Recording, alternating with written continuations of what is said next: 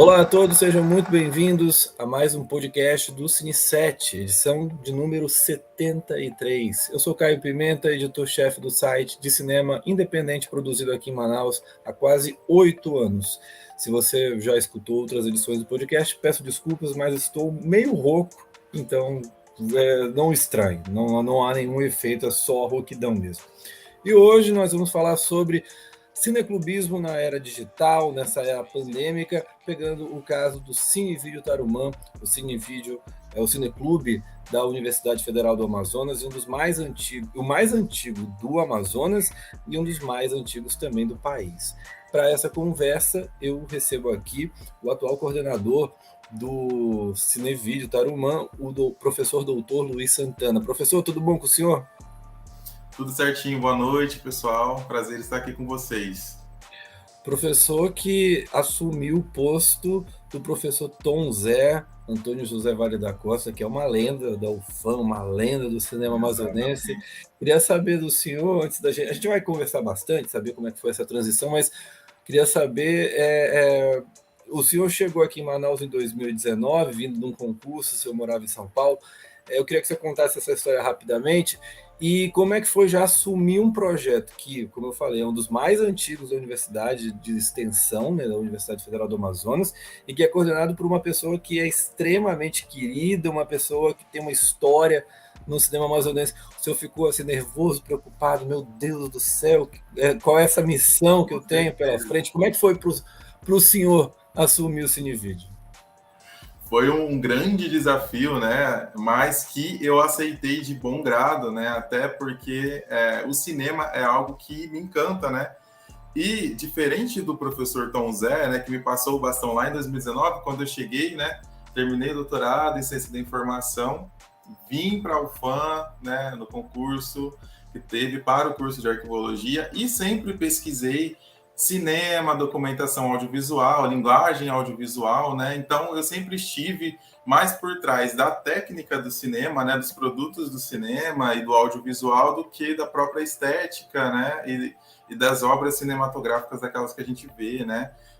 E cheguei com essa missão de assumir a coordenação do Cinevídeo Tarumã, que é o projeto de ouro assim da Universidade Federal do Amazonas, né? Iniciado na década de 90 ali, né, na nossa universidade, e recebi essa missão ali da direção da faculdade para coordenar o Cinevídeo Tarumã. Tive o prazer de conhecer o professor Tom Zé logo ali entre meios de julho ali de 2019, quando ele estava se aposentando. Então ele literalmente passou a bastão para mim, contou a história do Cinevídeo Tarumã, a importância que ele tem na universidade, fora dela, né? E aí que eu senti o peso, eu falei, tem uma responsabilidade imensa, né? Manter um projeto de extensão, né, que tem um impacto, né, na universidade e fora dela, né? Então foi muito desafiador, mas muito prazeroso ao mesmo tempo, né? Porque a gente contou e tem contado com o apoio, né, dos nossos queridos alunos, né, ali na universidade, que amam o Cinevídeo Tarumã, que assistem às sessões, né? Ali, então, foi muito legal esse apoio dos alunos da faculdade para manter o projeto ali no seu perfil ali, né, funcionando. Professor, uma curiosidade só, eu vou também já apresentar aqui os outros dois convidados, que são estudantes que participam do projeto, mas essa conversa com o professor Tom Zé, quando ele conta a importância, a história, durou quanto tempo? Uma manhã inteira, uma tarde inteira? Olha, exatamente, foi uma manhã toda na sala dele, né, que hoje é a minha sala também, olha só, né, ele saiu, a sala Já ficou herdou vaga. também a sala, né? Exato. E a gente ficou batendo papo ali logo de manhã, né? Assim, foi até a entrada da tarde, assim, foi muito legal. E realmente eu visualizei, assim, como se eu tivesse feito uma viagem ao tempo ali na década de 80, né? Quando começou o Cinevídeo fora, né? O Cineclube Tarumã, fora do ambiente da UFAM, né? E aí o professor Tom Zé trouxe para a universidade, começou as exibições ali 1990 e em 1992 ele se torna um projeto de extensão, né, institucionalizado, ou seja, oficialmente, né, a gente tem 30 anos, comemorando 30 anos, né, em 2022. E foi uma tarde, assim, né, manhã e começo de tarde, sobre a história do Cinevídeo Tarumã, a importância dele, e eu senti ali naquela conversa que eu estava recebendo mesmo, assim, olha, toma conta do nosso filho, né, aqui que a UFAM tem, e foi bem isso mesmo, né? Então, desde então, eu procuro prezar junto com a equipe, né, por essa responsabilidade aí, né, esse tesouro cultural que a gente tem ali na nossa universidade. O senhor, posso dizer que o senhor é corajoso, assim, porque pegar um projeto desses, olha, eu se saísse de uma reunião dessa, eu ia falar, não quero mais, não. Não quero mais, muito obrigado. É uma missão Eu muito só, grande, mas Exato, é uma responsabilidade imensa, mas eu só consigo porque eu tenho os meninos comigo ali me ajudando desde sempre, né? Então, se a gente ainda consegue manter o projeto com essa magnitude toda, é porque a gente tem essa base muito boa dos nossos alunos, né? Do Walter, do Lucas, que entrou agora, da professora Aline, da Rebeca, do Carlos com K, que somos dois lá, né? Então, a universidade ali, a nossa equipe é uma equipe bem engajada, bem unida, que ajuda bastante, faz com que o Cine Vídeo tenha essa cara, essa força ainda. perfeito, professor. Vou aproveitar, deixa então, para chamar aqui o Walter Franco, que já está no Cinevídeo. Corrija se eu estiver errado, Walter, desde 2019. O Walter, que também já passou por 2017, esteve com a gente. Como é que você está, Walter? Tudo bom?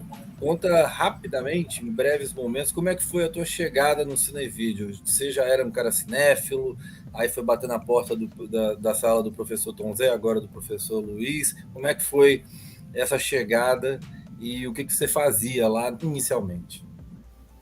Bem, primeiro para todo mundo que está escutando, né?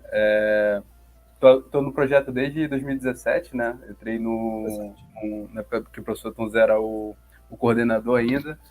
E eu sempre vi, né, o Cinevídeo lá e eu já gostava de cinema na época, então eu ficava pensando, né, em participar, né, do projeto em algum momento, né. Aí eu ia protelando, até que deu a oportunidade, né, na época a Paula, né, que era uma colega nossa, né, ela era bolsista, eu acho que ela já estava se formando, aí ela saiu, né, do projeto, e aí teve a seleção e eu passei, junto com a Rebeca, inclusive, que também é do Cine 7, né, na época, né. Só vamos dar só os sobrenomes. Paula Carvalho, né? E E, a Rebeca Almeida. Tá, e a vamos lá. Rebeca Almeida, Aí, pois é, a gente passou nessa seleção e a gente ficou no projeto, né? Aí eu fiquei até 2019 e daí era o dia a dia no projeto, né? Era você ir selecionando os filmes, né? Com o professor, né? A maior parte dele que escolhia mesmo, às vezes eu só dava só uma dica ou outra, ou a Rebeca também. E ele tinha uma lista ali, imensa de filmes que ele tinha, e aí às vezes a gente escolhia dali para saber como é que ia fazer a semana, a gente olhava o calendário para ver que feriado ia ter ali para também já preparar uma semana. Então era isso, né? Tinha negócio de cuidar do auditório naquele tempo, né? Às vezes dava certo, às vezes não dava, muitas dores de cabeça surgiram, mas estamos aqui na luta. E, cara, foi isso, né? Aí eu fiquei até 2019, né? Como bolsista e depois fiquei mais como... Continuei como colaborador, né? Do projeto, né? Até essa parte a parte que a Rebeca, o Vilhena, né? Foi bolsista também, que ela também ainda tá no projeto ainda. E agora também na época da pandemia, né? Então, esse tempo todo aí no Cinevídeo, né? Basicamente. E foi uma experiência muito legal, cara. Achei muito massa você falar. E não, atualmente você como colaborador, você exerce quais funções no Cinevídeo? Como colaborador agora, eu participo das lives, né, do Cinevídeo, né? A gente tem feito desde o ano passado, né, 2021, e a gente tem apresentado aí as lives, né? Essa acho que é a parte que eu mais realizo aqui no projeto agora, né, em específico. Tinha o podcast Perfeito. também, né, que eu participava, mas não participava mais tanto depois. E uma parte assim das redes sociais também.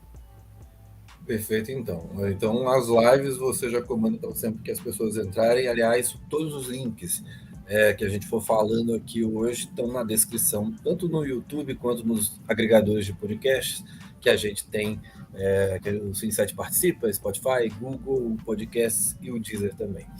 Walter, obrigado. A gente vai conversar ainda bastante.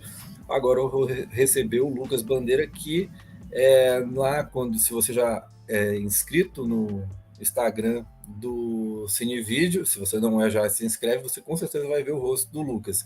Lucas, tudo bom com você? Como é que você está? E me fala, quando é que você entrou no Cinevídeo E qual tem sido as suas atividades por lá, além de apresentar, né? Agora você é um apresentador. Boa noite, Caio. Boa noite a todos. Então, eu entrei no vídeo do ano passado. Acho que foi uma questão mais, eu tava meio monótono, assim. Eu sempre amei filme, eu sempre amei cinema. E eu gostava do Cinevídeo, só que eu nunca tinha me interessado em entrar no projeto. E, para quem não sabe, né, eu sou de uma área totalmente diferente, que eu sou da Faculdade de Tecnologia. Faço Engenharia Química na UFAM. E aí eu me vi um pouco, assim, tava online as coisas, eu queria fazer outras coisas, entrar em outros projetos. E foi aí que eu vi que tinha abrido o processo seletivo para o Cinevídeo. Eu me inscrevi e entrei no ano passado. E as minhas funções eu comecei com o Walter, né? Eu comecei fazendo as lives com o Walter, eu era o co-apresentador ali. E depois a gente foi trocando, eu passei por várias áreas, passei pelo Reels, passei pelo IGTV, pelo podcast também eu editava junto com o Walter. Então foram várias áreas aí. Foi algo que eu tive que aprender muito, eu tive que mudar muito meu estilo, porque a gente não é acostumado a mostrar a nossa cara na faculdade de tecnologia, né? E a gente teve que desenvolver tudo isso. Agora me fala uma coisa, você estava procurando, como é que você da faculdade de tecnologia foi parar na faculdade de comunicação, na faculdade que com cinema? Você já era realmente aquela coisa, um cinéfilo, que aí quando você sempre já tinha passado, já tinha ouvido falar do Cinevídeo, como é que foi você parar lá? Porque eu acho que muita gente deve estar se perguntando como é que alguém da tecnologia para num curso, num cineclube, num Cinevídeo, no Cinevídeo Tarumã. É até uma questão quando as histórias se juntam, né? Toda vez quando eu passava nos corredores, eu via aquele cartaz. Eu sempre ficava, poxa, eu queria ver esse filme aqui é legal, só que não tem nenhum cinema. Aí eu sempre ficava, nossa, esse filme aqui é legal, filme nacional, filme diferente. Mas filme e arte, assim, que a gente não vê nos cinemas comerciais aqui de Manaus, né? Então eu achava que era um diferencial muito legal, e eu ficava, poxa, deve ser muito legal fazer parte desse projeto. Aí eu segui o Cinevídeo no Instagram, normal. No dia que abriu o processo seletivo, eu falei, poxa, não tô perdendo nada, tô aqui só em casa, né? Vendo as aulas online, vou me inscrever e bora ver se vai dar certo. E tudo deu certo, eu passei e eu sou muito realizado por estar no Cinevídeo.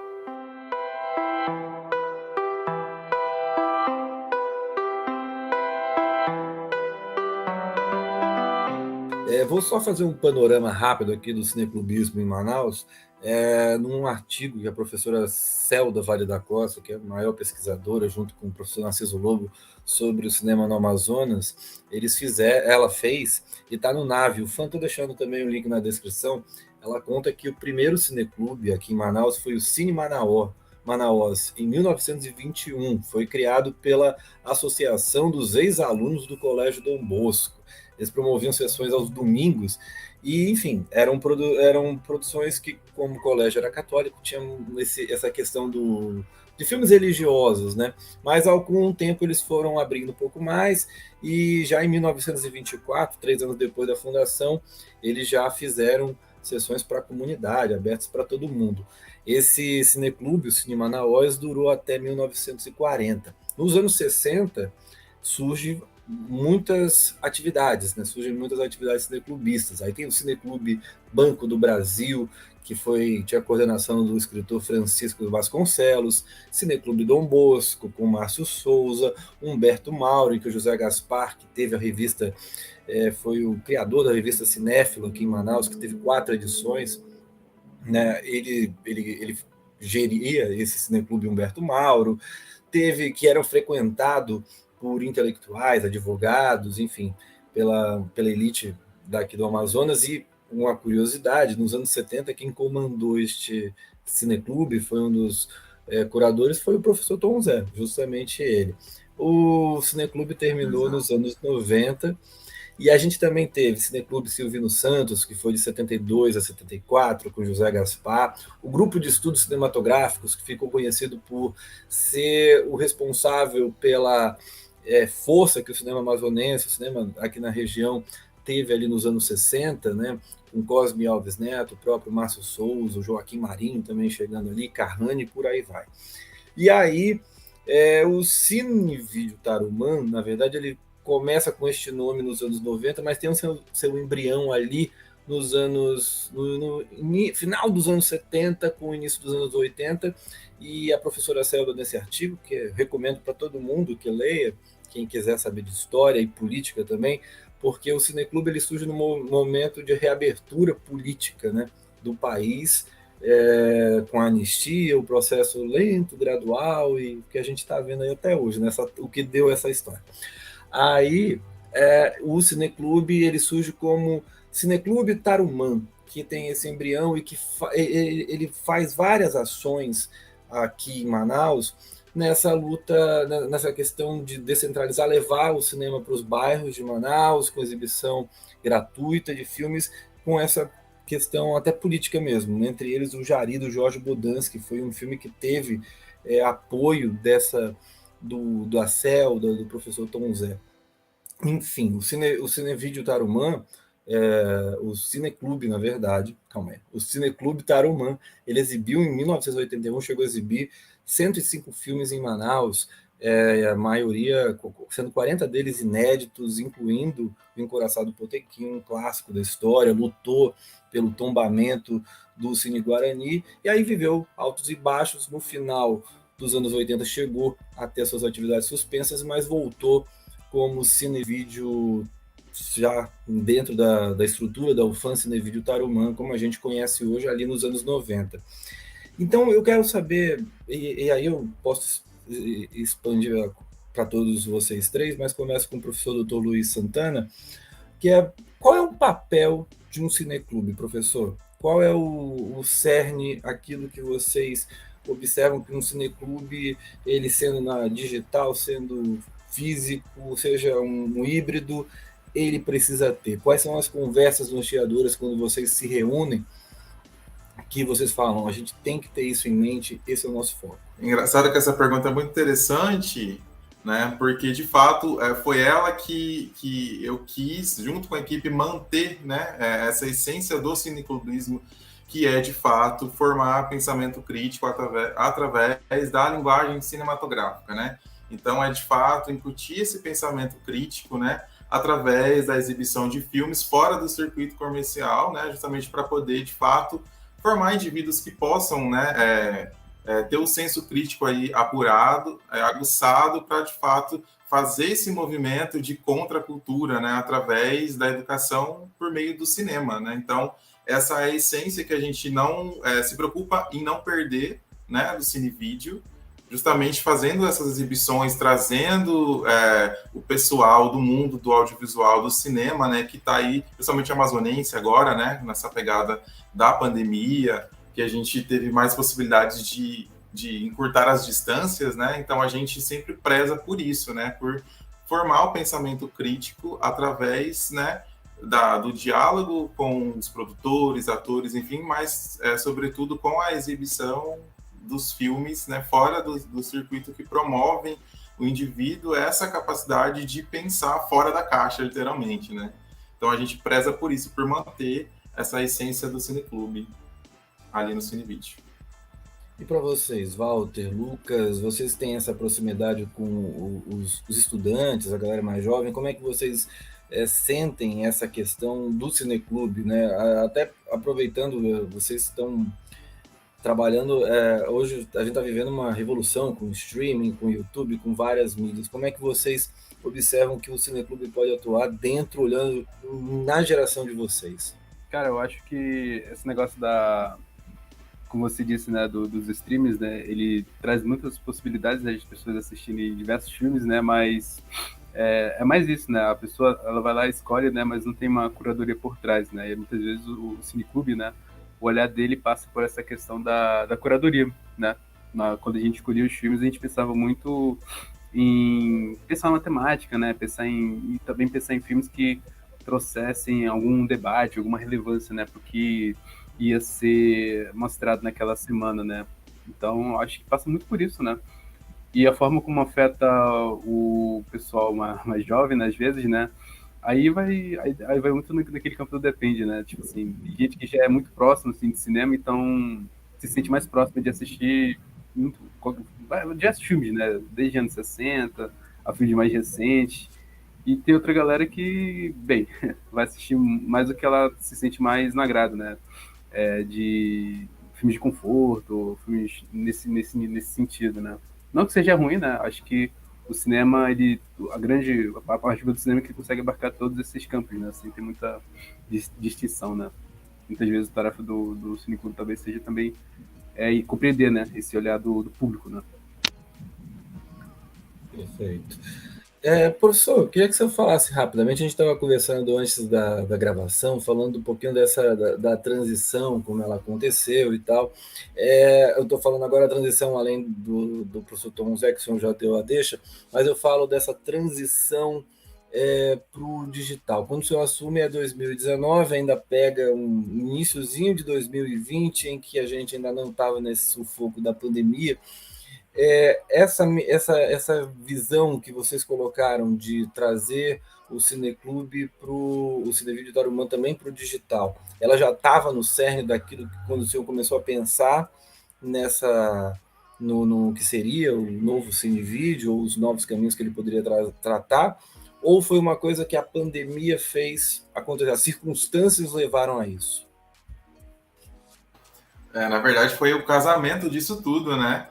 Chego em 2019, ali em agosto, a gente começa, né, de fato, ali as reuniões para poder alinhar, né, as exibições da semana e durante o semestre, né?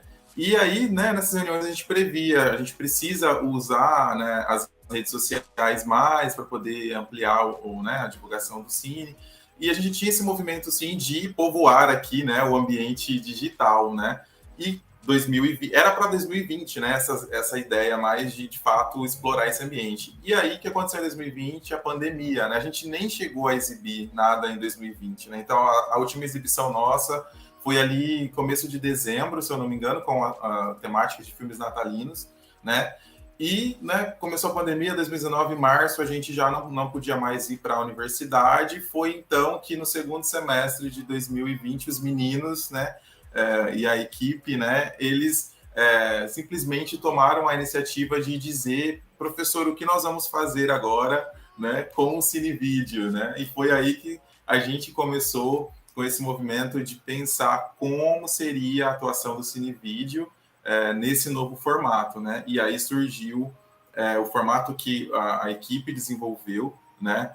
Principalmente o pessoal que está aqui, o Walter, o Lucas, a Rebeca, que não está aqui, Rebeca Vilhena, né? O Carlos Sena, o Carlos Júnior, né? E o pessoal desenvolveu esse formato que a gente tem hoje, que atinge bastante gente. A gente tem mais de 1.000 seguidores hoje no nosso Instagram, né? E o pessoal desenvolveu esse modelo maravilhoso que a gente tem, além da criação do podcast, né? Pipoca com Farinha, que foi um produto da pandemia, assim, né? E que a gente vai manter ele, né? Até não sei quando, né? Que seja ad eterno. Enquanto existir uma plataforma de streaming, ele vai existir, né? Porque a ideia que o pessoal criou do podcast é muito legal para atingir mais públicos, assim. Então a gente teve esse desafio do híbrido, né? E do remoto e digital posto para a gente, e a gente trabalhou e tem trabalhado em cima disso, né? Então, voltando agora às atividades presenciais na universidade, a gente vai manter esse formato também, né? Tanto o tradicional, quanto esse formato novo que o Cinevídeo Tarumã ganhou nesses 2 anos e pouco de pandemia. Então, mas aí, então, já aproveitando a deixa, também queria saber do senhor, então, vocês pretendem voltar com exibições físicas em um local específico ou não? Como é que está sendo pensado isso? Olha, sim, e eu passo a bola para o Lucas e o Walter, porque eles estão programando esse retorno, esse grande retorno. A gente já tá conversando, né? Porque estão falando aí que a UFAM vai voltar, já era para ter voltado antes, mas a gente já tá conversando em voltar para o presencial, mas com certeza a gente não largaria por nada o que a gente já construiu até aqui. As lives, o podcast e até os nossos vídeos que a gente faz, acho que tudo isso acaba agregando muito ao filme que a gente pode exibir presencialmente. É até uma questão que a gente acha bem importante. Poxa, se a pessoa não puder estar lá, que provavelmente vai ser na UFAM ou em outro local, se a pessoa não puder estar lá, ela vai poder assistir em casa, em alguma plataforma, alguma coisa parecida. Acho que isso é muito importante, tanto para a gente ter esse contato mais presencial com as pessoas. O pessoal quer assistir o filme na UFAM, eu pelo menos acho muito legal. Naquela tarde ali no almoço, assim, poxa, vou lá assistir o filme no Cine Tarumã. Acho muito legal. E a questão do digital poxa, a pessoa não vai poder estar lá, mas ela quer ver um filme legal em casa e não sabe qual filme. Ou até a questão da curadoria. A gente pode falar, um filme local, um curta local que a gente sabe que é legal e quer mostrar para as pessoas. A pessoa, poxa, eu não sei onde tem, aí vai ver um serviço de streaming que é de graça, por exemplo, a pessoa pode ir lá entrar, ver um filme de qualquer criador daqui de Manaus ou até do Nordeste, do Sudeste. Acho que tudo isso é bem legal. E o digital, a gente demorou para entrar no digital, mas ele só vem para somar, ele não vai excluir a outra coisa. Do mesmo jeito que o presencial não vai excluir o digital, né? Eu acho que tudo isso se completa e deixa as coisas mais completas para que a pessoa tenha uma experiência melhor, né? Questão de cinema, questão de estar imerso nesse mundo de filmes e até filmes nacionais e locais, eu acho muito bacana isso. Vou fazer duas perguntas aqui para você, Lucas, ver se você pode dar spoilers.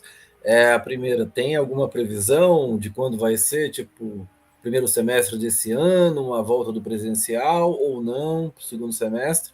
E aí a pergunta mais que muita gente vai querer saber, tem algum tema de filme já? Algum filme que vocês já estão planejando, querem abrir? Oh, vou dar um spoiler do filme logo. Que eu já até falei pro professor, tem que ser um filme que esteja numa plataforma digital que seja grátis. Uma plataforma cultural, por exemplo, do Sesc ou do Itaú, tem que ser um filme assim. E a gente queria, eu pelo menos queria trazer de um realizador daqui de Manaus.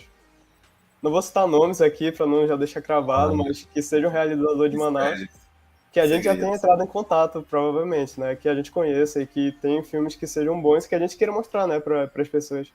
Acho que vai ser bem legal. Sobre a questão do presencial, né? A gente já está em discussão, a gente já até está montando um cronograma aí para fazer o professor. E a volta vai ser muito legal, a gente está pensando em fazer um evento, a primeira, digamos, exibição, que vai ser a volta presencial. E a gente está pensando já nisso, mas ainda não tem nada confirmado, ainda tem que ter tudo conversado. Mas continua sendo lá no prédio da FIC, que é a Faculdade de Comunicação, né? Exato. Walter, minha pergunta para você é: como é que vocês chegaram na estrutura que vocês têm hoje, que o Cinevídeo tem hoje, com as lives, as postagens, os vídeos curtos que o Lucas apresenta, também no podcast? Eu queria que você falasse um pouco as apostas, você ir no Instagram e também no podcast. Como é que vocês chegaram nesse formato que vocês têm hoje? Como é que foi o diálogo com o professor Luiz? Se teve briga, se não teve, aí vocês contam aí os bastidores. Pode abrir o coração que ninguém está escutando, só que não. Teve. A primeira briga, inclusive, foi para expulsar o Lucas. Não, tô brincando, gente. Não, mas... Esse menino da química, né? O que ele quer aqui, mais ou menos assim.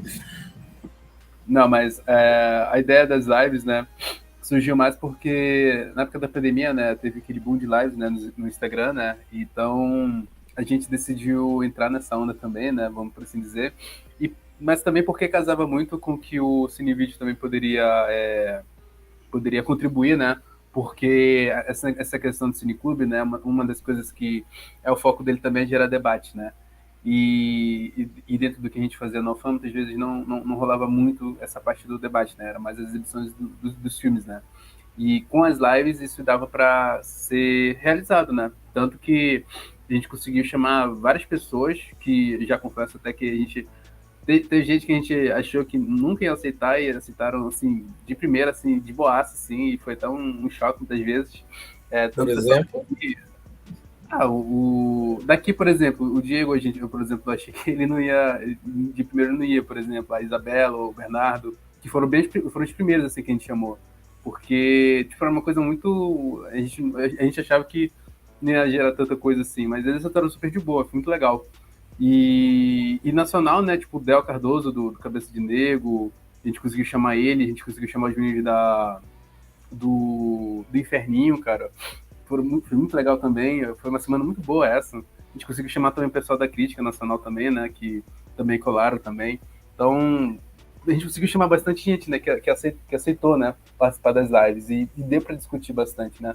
Uma coisa que a gente sempre pensou não era só fazer a live, né, era, tipo, trazer informação, né. Então, tipo, sempre foi um ponto importante, assim, fazer as lives, né. Não era só, tipo, falar, conversar, mas tentar fazer com que as pessoas que estejam vendo, né, entendam o que essas pessoas fazem e que entendam, né, o processo delas, o processo criativo, que não é só ligar uma câmera, por exemplo, né, que tem todo um pensamento por trás, que tem todo um trabalho por trás, né, porque essa questão da cultura muitas vezes fica muito desvalorizada, né, E as pessoas esquecem todo o peso que tem em você trabalhar com cultura, né? Então foi pensando muito nessas coisas assim que a gente foi imaginando, né, para ir construindo as lives, né? E as lives surgiram dentro desse contexto da pandemia, né?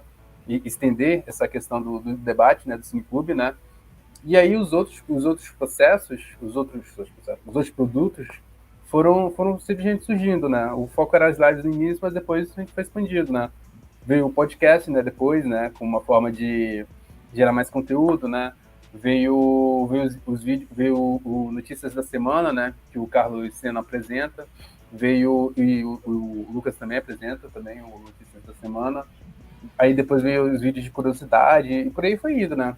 E aí esses produtos vão surgindo assim de conversa da gente, tentando ver o que dá para fazer, o que não dá para fazer.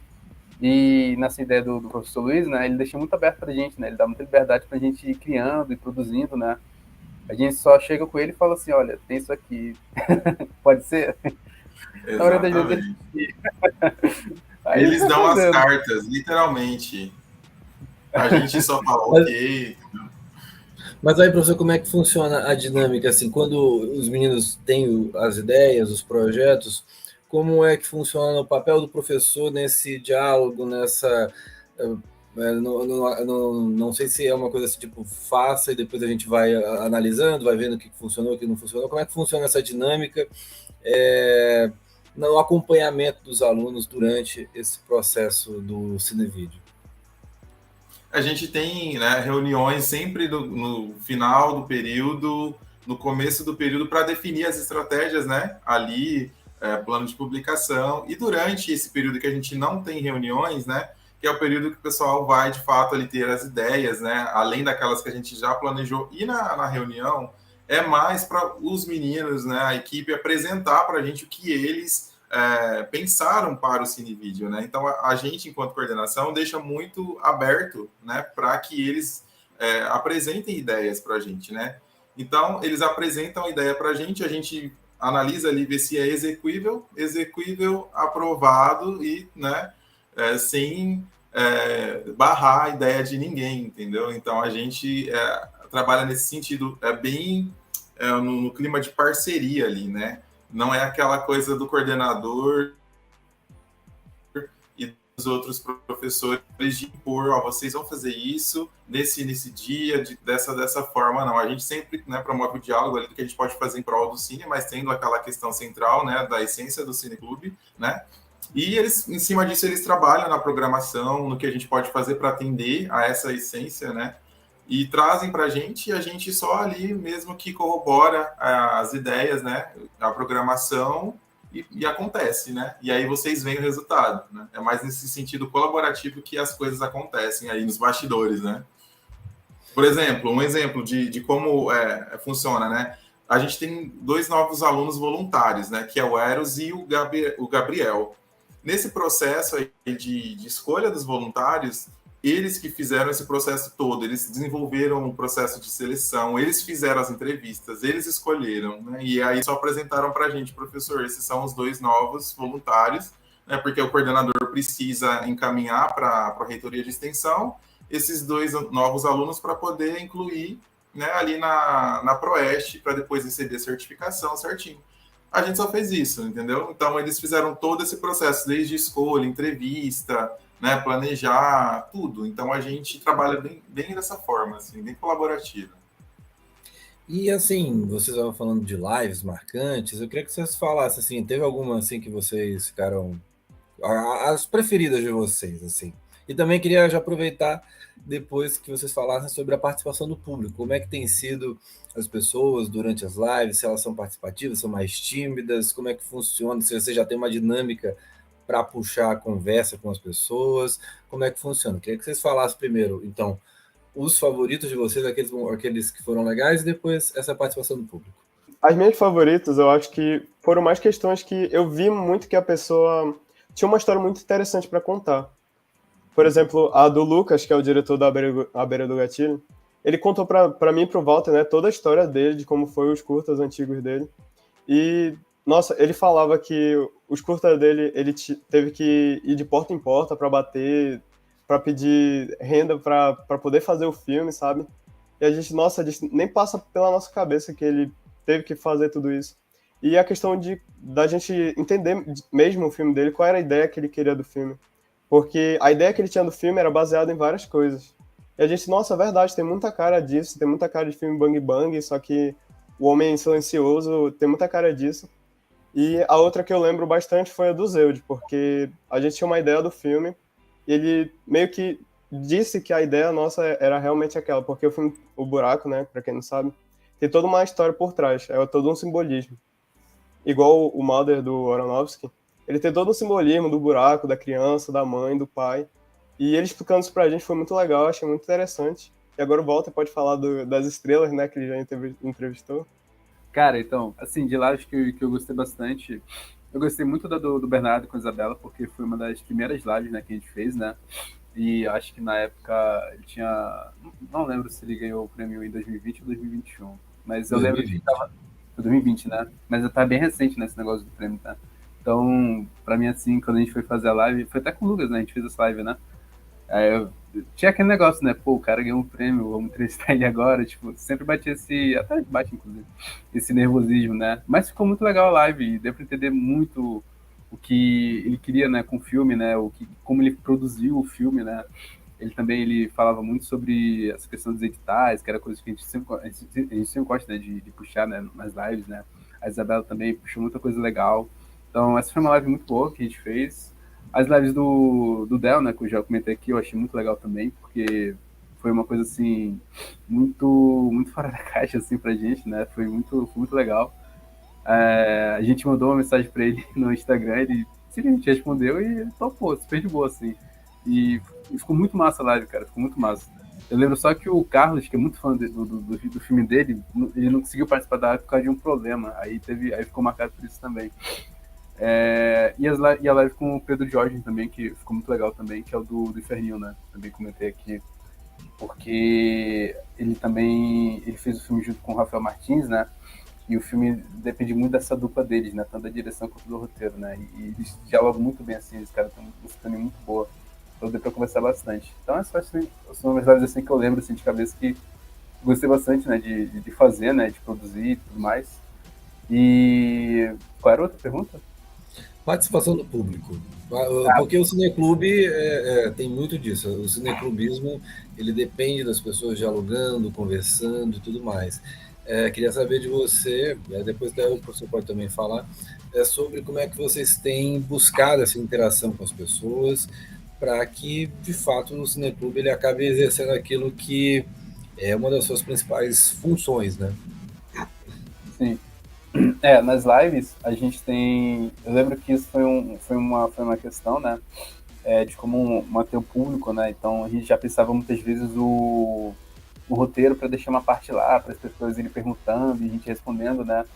E em algumas acontecia, em outras não, né? Não era sempre que acontecia essa questão da interação do público, né? Mas a gente sempre fazia questão a gente sempre faz questão de dizer, né? Que a gente está ali aberto para ouvir as perguntas das pessoas. Então, isso vai muito no campo do depende, né? Tipo, tem lives que o pessoal comenta bastante e outras nem tanto, né? E aí a gente vai tentando gerar conteúdo aí para as pessoas irem comentando também, né? Agora a gente tem usado mais as redes sociais também para ir fazendo as redes sociais, no caso o Twitter, né? Em específico, né? O Twitter e o Facebook, né? Que eram duas redes que estavam bem paradas, né? E elas conseguem trazer um diálogo assim muito mais também direto, né, com o público, né? A gente tem tentado fazer conteúdo assim que as pessoas possam comentar, possam compartilhar, elas possam entender alguma coisa de cinema mais específica, alguma curiosidade. Então, a gente tem pensado um pouco dessa forma e feedback é como as redes sociais muitas vezes oferecem pra gente, né? Uma curtida, um retweet assim, se tem um outro assim, já é de boa, assim. Eu acho que é assim que essa interação que a gente tem recebido, né? E para o senhor, professor, seu momento preferido desses do cineclube no digital e na pandemia, e também a questão da participação do público, como é que o senhor tem discutido com os meninos formas de estimular a participação das pessoas? Para mim, né, foi exatamente isso que o Walter falou em relação a trazer personalidades famosas do Amazonas, né, para conversar com a gente aqui, né? A live da Isabela Catão, para mim, assim, né, pessoalmente foi o auge, assim, né? Porque a gente tem aquela distância, né? A gente vê alguém na tela, né, ali em filmes premiados, né? E depois a pessoa está conversando com a gente, aí gera uma interação, né?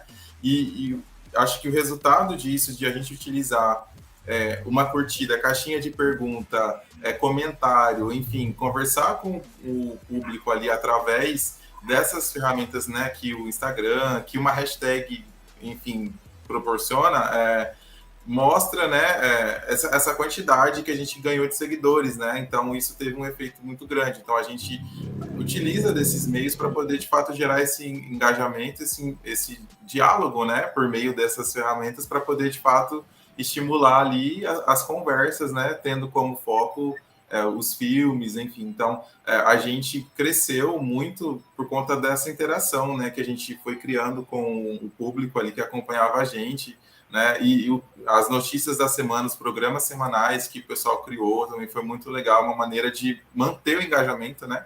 Não só as lives, né? Então a gente tinha as lives e depois notícias da semana, curiosidades, né? E matérias sobre algum fato que aconteceu no mundo do cinema e o podcast, né? Então era bem costurado assim para poder não perder, né? Essa relação, né, mesmo que distante, com o projeto, né, e o nosso público, né? Então isso foi muito rico e tem sido muito rico, né? E agora é um desafio também a gente manter o formato híbrido, né? Com essa mistura de linguagens aí, de ambientes, vai ser bem legal esse comeback nosso aí agora para o segundo período.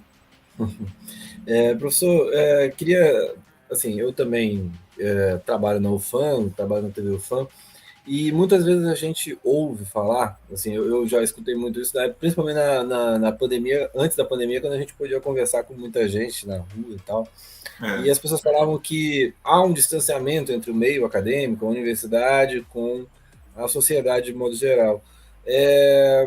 Olhar, assim, os projetos de extensão, ele tem esse objetivo de aproximar, né, trazer mais a sociedade para dentro. Lógico que isso a pandemia, ela acabou atrapalhando um pouco esse meio campo. De que forma o senhor acha que aproveitar esses meios digitais podem ser caminhos para ampliar até esse acesso das pessoas mais à universidade, trazer mais a universidade para a sociedade cada vez mais, para que as pessoas sintam que a universidade está ali junto delas? Como é que o senhor acha que isso pode... A experiência do Cinevídeo tem ajudado nesse processo?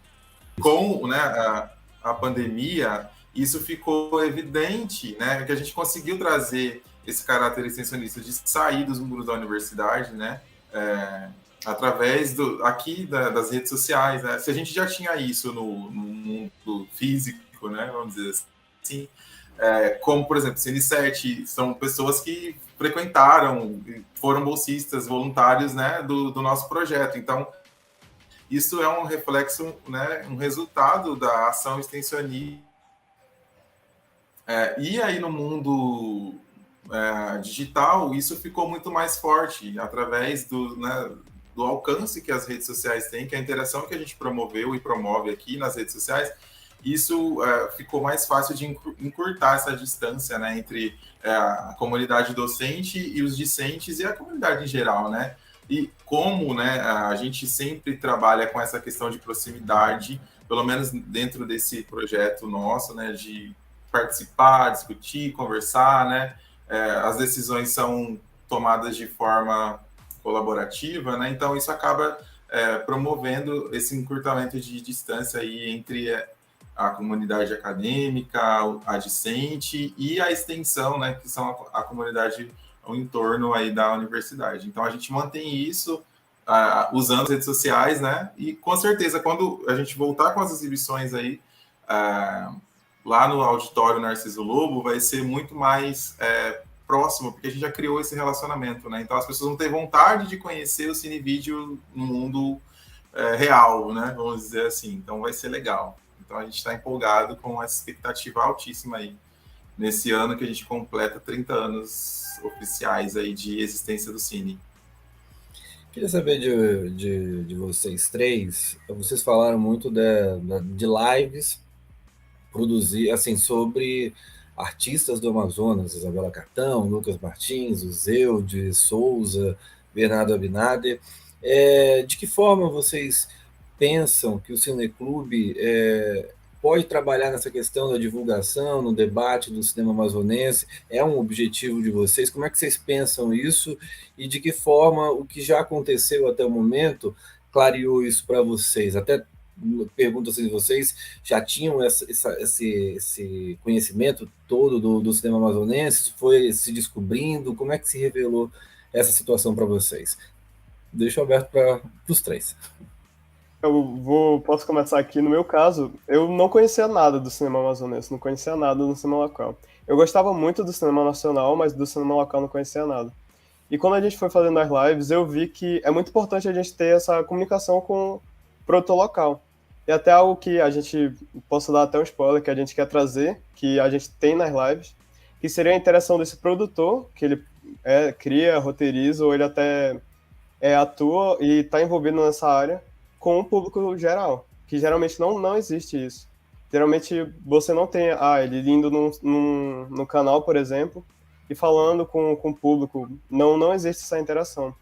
Então a gente acha muito importante isso, até para fomentar o trabalho dele e para ele aparecer, mostrar as ideias dele, mostrar por que ele fez aquilo, do que ele gosta, e acho muito importante até para a pessoa se sentir mais próxima daquele criador de conteúdo, né? Poxa, olha essa atriz legal, por exemplo, a Isabela Catão.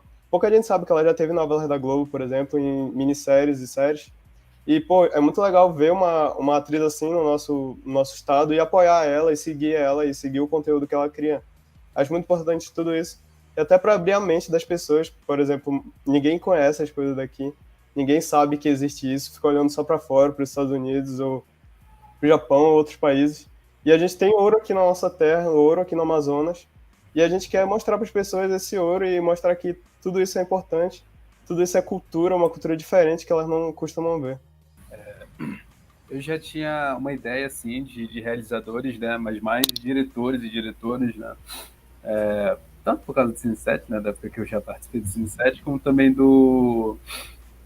alguns também já eram ex-alunos da UFAM, né, como o Diego, por exemplo, né, então, alguns momentos o professor Tom Zé ou os outros professores traziam eles para ele comentar nas aulas, né, então, um pouco, assim, do conhecimento que eu já tinha, vinha um pouco desse repertório da UFAM mesmo, né.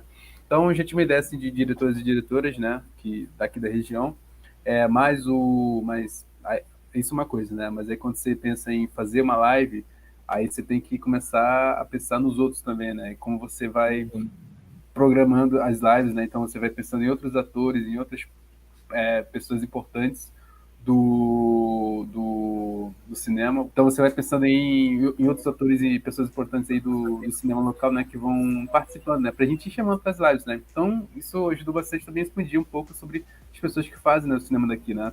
Tanto que a gente chegou, além de diretores e atrizes, né, e atores, a gente chegou também a convidar pessoas ligadas ali à direção de arte, Animação também. Como é que é? Animação também, acho que já teve 2 aí de animação, do Stone Hart e do Bruno Vilela. A gente chegou também a chamar já pessoas da direção de arte, né? Pessoas a gente pensa em chamar pessoas envolvidas no som também, para ir dar uma amostra assim, dessas pessoas. E por que a gente acha importante isso, né? Porque, primeiro que como você disse, né?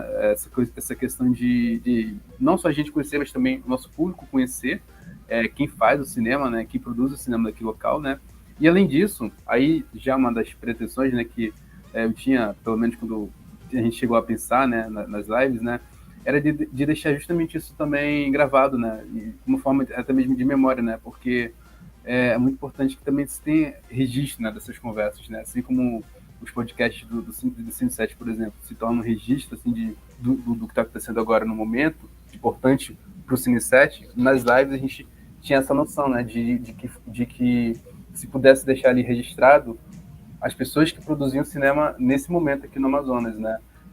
Então, essa também era uma das ideias, assim, de gente ir chamando e sempre variando, né, diretores, diretoras, atrizes, atores, produtoras, direção de arte, fotografia. Então, entrou muito isso também, nessa questão do porquê, né, ter esse foco inicial no cinema aqui do Amazonas, né? Depois se expandiu, né, claro. Até completando um pouco o que o Walter falou, só uma curiosidade, né? Que eu acho que é muito importante essa questão de ter a live gravada para a gente saber o nosso momento, para saber os incentivos, até a questão política. Não sei se o Caio, você já sabe, o Caio já sabe, mas muitos realizadores mostram a sua opinião política, sua opinião com a questão dos incentivos, que não tem incentivo, ou que tem, ou que não tem. E questão política, se ajudam, se não ajudam. E o posicionamento político também, a gente deixa aberto para todo mundo. Acho que tudo isso é muito importante, tá? Até para mostrar o momento que o nosso país vive, o momento que a cultura vive no nosso país. Isso é legal também porque dá uma voz, né, e humaniza também, né, não fica só o nome no crédito, né, você conhece quem é aquela pessoa, quer dizer, conhece, não tem como conhecer uma pessoa 100%, mas você tem uma ideia, pelo menos, de quem é aquela pessoa, né, o que ela pensa, por que ela gosta de fazer aquilo, né, então acho que isso também ajuda muito a dar uma visão maior para esses realizadores nesse sentido. Professor Luiz, os meninos tocaram num ponto, né, que é a questão política, social que a gente vive e que acaba tendo um grande efeito na cultura. E o Cinevídeo Tarumã, contei um pouquinho aqui, ele surge no momento de ebulição política que a gente está vivendo, e acho que 2022 ainda a gente está num momento tranquilo do que deve vir por aí.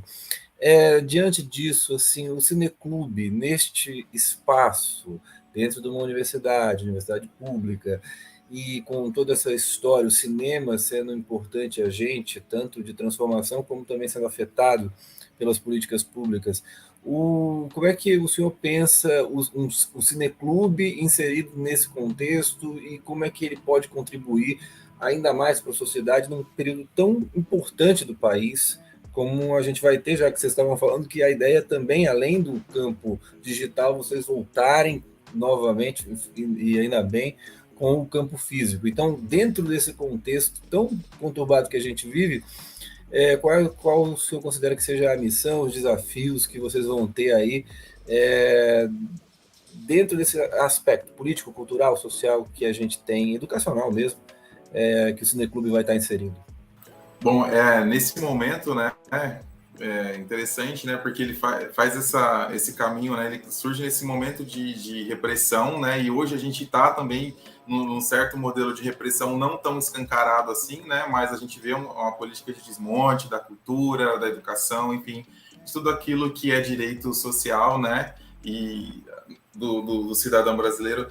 E o Cineclube, né, ele surge exatamente como um instrumento para combater, né, esse tipo de regime, esse tipo de ideologia, né, criado pelo governo, né, no caso o atual, né, então ele surge ali como um instrumento de contra a cultura mesmo, ali, de formar opiniões críticas ali para poder combater, né, esse tipo de posicionamento que destrói, né, esses meios aí de comunicação, né, e usa esse meio de comunicação contra ali essa própria população que consome, né, o cinema, enfim. E o Cineclube, né, o Cinevídeo Tarumã, ele tem isso de ser um instrumento de guerra mesmo, né, através ali das exibições, do debate, do diálogo, né, como o pessoal colocou aqui, quando a gente traz os diretores, os atores contando a dificuldade que é você captar um recurso para fazer um filme, né?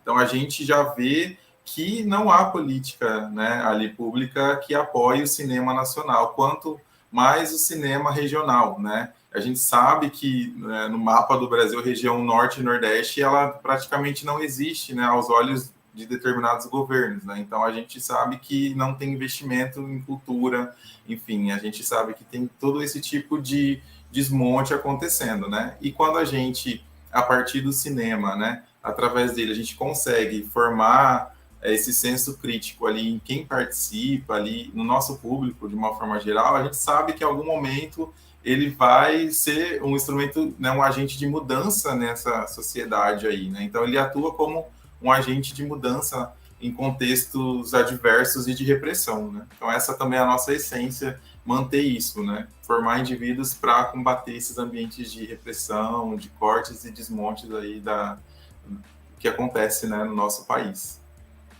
Perfeito. Até uma questão que eu queria falar, que foi por isso que eu me apaixonei pelo Cinevídeo, né? A questão social dele, que é muito importante. E como o professor falou, trazer o meio crítico da pessoa, né? A pessoa tem que ter uma visão crítica. Ainda mais nesse tempos atuais, né? Que a gente vive com tudo tem um algoritmo, a pessoa só vê o que ela quiser ver, só consome o que ela quiser consumir. Trazer essa questão de coisas diferentes para que abra a mente dela, fora da caixa dela. Acho que é muito importante até para ela ter um pensamento crítico diferente, né? A questão da cultura, que o professor falou, a gente tem que ter essa questão de a pessoa ter o pensamento, poxa, cultura é importante, cultura é um meio que eu tenho para me sair desse pensamento que eu tenho quadrado. Então é muito importante a gente estar nessa luta aí, né, para fazer as pessoas terem esse pensamento crítico e continuar criando as coisas novas, criando cultura e consumindo tudo isso. Perfeito, falou bonito, Lucas. Eu ia perguntar justamente isso, sobre essa questão de como incentivar, mexer nas pessoas para elas participarem, né? Porque hoje o Lucas falou bem, tem um algoritmo ali, então muitas vezes eu sinto, já se vocês quiserem ficar à vontade, você assiste muito por volume, né? Você tem que assistir 1000 séries, você tem que assistir 1000 filmes, mas você não está, às vezes, nem raciocinando, nem pensando no que você está assistindo, você está assistindo por volume, né?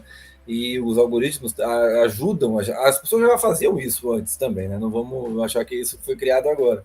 Mas agora, com o algoritmo, então, você tem que consumir tantas séries, se o filme passa de determinado tempo de duração, não importa se a história é boa, se é ruim e tal, as pessoas já não têm mais saco, porque tem essa noção do volume. Então, eu acho que o Cineclube, nesse sentido, ele ainda acaba sendo um foco, eu sei que a palavra já está desgastada, já foi falada 1000 vezes, mas sendo uma resistência das pessoas pensarem, né? Pensarem um pouco o que elas estão vendo, e não apenas ser um consumidor voraz de tudo só para assistir, né?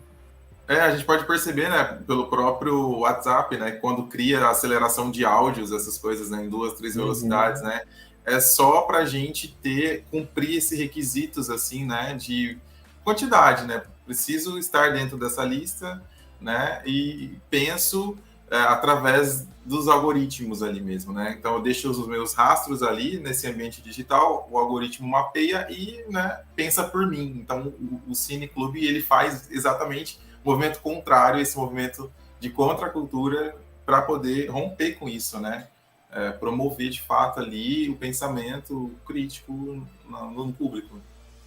Agora, então, para encerrar a minha última pergunta, eu queria saber de vocês, assim, estratégias. Vocês estão pensando assim, pô, a gente vai voltar com o Cinevídeo no físico, vai manter também no digital, essas estratégias para que atrair essas pessoas, porque, por exemplo, a molecada, a galera que está com 17, 18, 20 anos, já está nessa lógica. Então, como tentar atrair essas pessoas para que elas se desconstruam um pouquinho esse pensamento, porque acho que totalmente não vai dar, né? A gente é uma geração que já cresce pensando nesta velocidade, mas como é que vocês estão pensando nisso para ter esse contraponto? Como é que vocês estão, quais são as estratégias, pensamentos que passam por vocês? O que vocês discutem, por exemplo, no grupo de WhatsApp?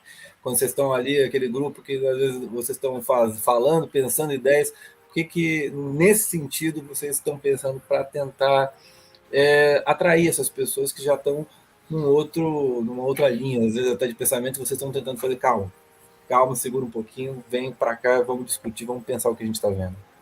Acredito, né? Antes deles falarem, acredito que isso daí a gente só vai ver na prática mesmo, né? Quando a gente tiver ali voltar com as exibições. E aí os meninos podem falar dessas estratégias aí para poder captar esse público movido pelos algoritmos, né? É aí que surge o TikTok do Cinevídeo Tarumã, que em breve vai ser lançado e... Vão fazer dancinhas? Vai ter dancinha do Cinevídeo, vai ter música do Cinevídeo para todo mundo tá por dentro. Mas então, cara, vai depender muito da nossa organização, né? E como a gente vai pensando aí como atrair as pessoas, né? Porque essa questão do público mesmo, até antes da pandemia, ele já muitas vezes era uma questão assim, muito importante, né? Acredito que essa questão do debate, acho que vai ajudar bastante, porque se torna um evento, né? Pode fazer cada sessão ser um evento, né? Isso pode fazer com que algumas pessoas se interessem por conta disso, né? De querer comentar, querer conversar, né? Querer interagir. Então, isso vai depender muito, assim, de como a gente vai vendo o clima, né, na UFAM, quando a gente voltar, né, ver como é que tá lá, porque também tem isso, né, não sei se vão ser todos os cursos que vão voltar, né, nesse primeiro momento, né, então tem que analisar isso também, né, e aí acho que no decorrer do semestre a gente vai analisando aí como é que o pessoal vai reagindo aí às sessões, né, então acho que é muito por isso.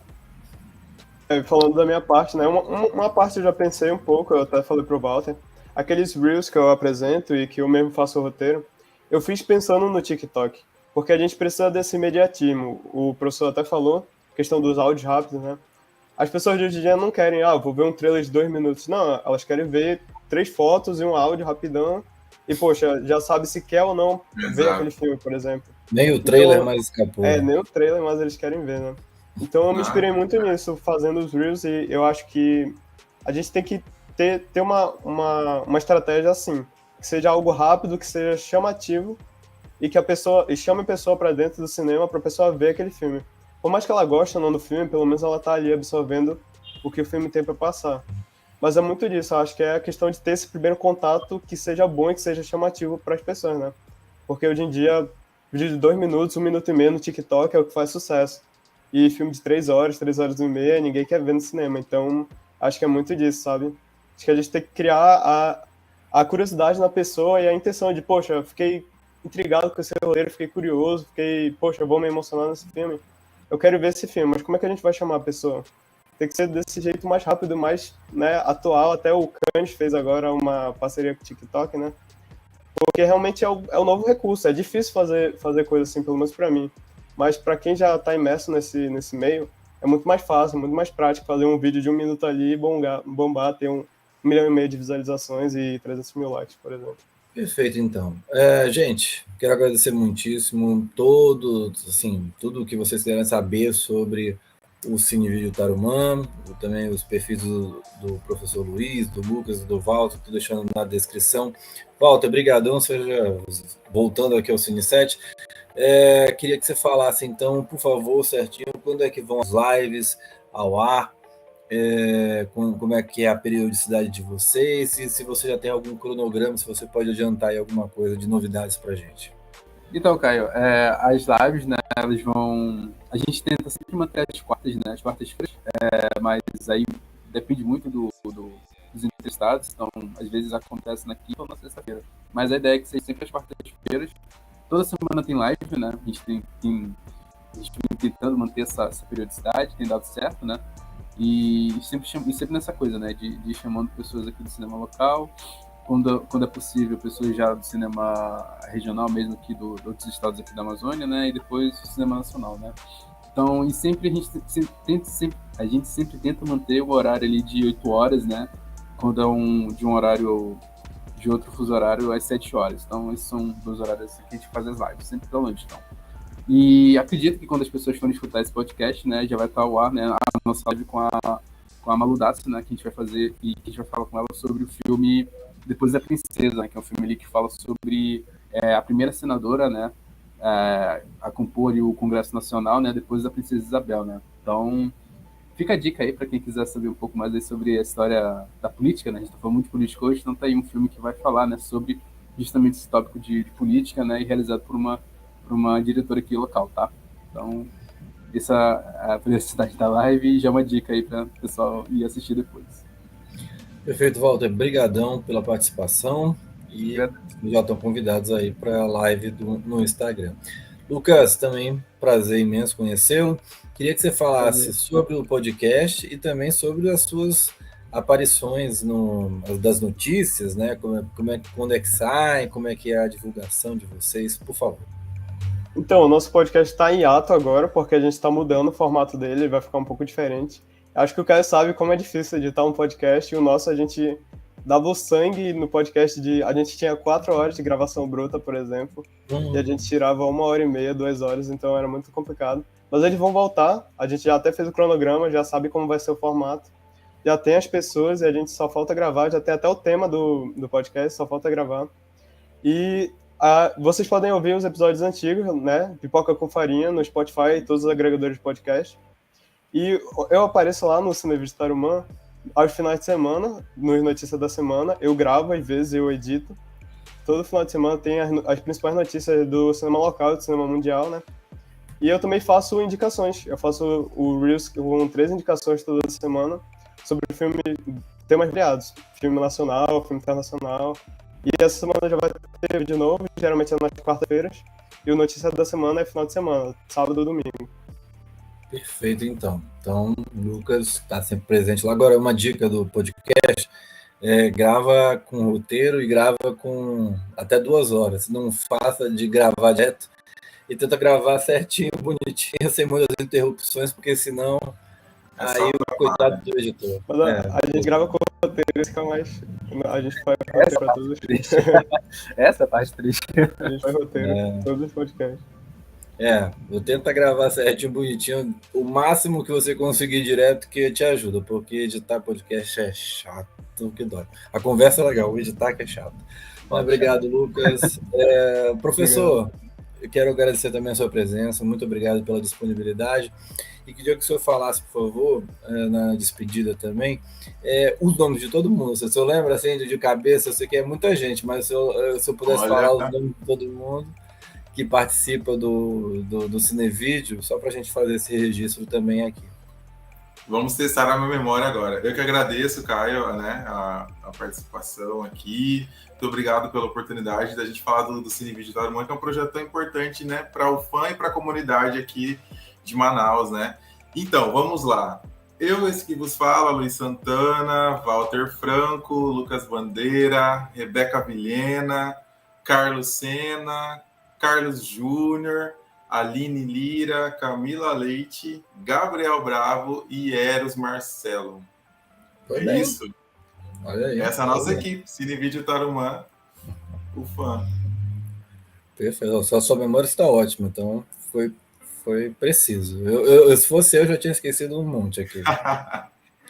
Mas, professor, brigadão, valeu mesmo, desejo sucesso, tanto para o Cinevídeo Tarumã, esse ano, super importante. Acho que o Cinevídeo nunca foi tão importante como vai ser nesse ano. Eu acho que voltar também a ser um digital, você já está fazendo um grande trabalho, e o físico retorna, tomara, tudo dando certinho, vai ser ainda mais importante. E esse espaço que vocês estão dando para o cinema amazonense, isso eu queria dizer, é muito legal, tanto de valorização, porque isso que eu acho que foi o Walter ou o Lucas, eu não lembro quem falou, que a gente convidou e de primeira as pessoas toparam, porque as pessoas querem, quando elas querem se sentir valorizadas, e às vezes falta isso aqui no cinema amazonense. Então, quando assim, no Amazonas como um todo, em relação à cultura, não só ao cinema, mas quando se dá esse espaço, as pessoas abraçam de verdade. Então, o que vocês puderem ainda continuar divulgando bastante cinema amazonense, façam, porque